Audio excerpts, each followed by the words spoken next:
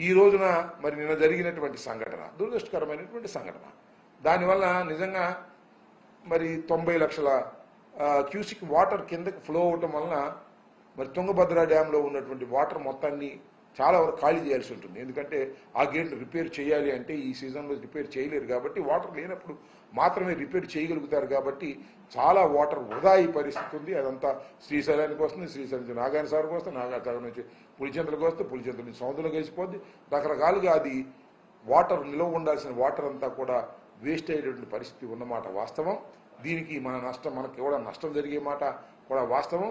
దీనికి ఏదో జగన్మోహన్ రెడ్డి గారి సైడ్ ఎఫెక్ట్ అని జగన్మోహన్ రెడ్డి గారి మీద నెట్టేసి చేతులు దులుపుకోవాలనేటువంటి ప్రయత్నం దయచేసి చేయవద్దని, ఇది ఉమ్మడి ప్రాజెక్ట్ అని కర్ణాటక ప్రభుత్వం, ఆంధ్రప్రదేశ్ ప్రభుత్వం రెండు కలిసికట్టుగా సెంట్రల్ వాటర్ కమిషన్ యొక్క ఆధిపత్యంలో జరిగేటటువంటి ప్రాజెక్టు.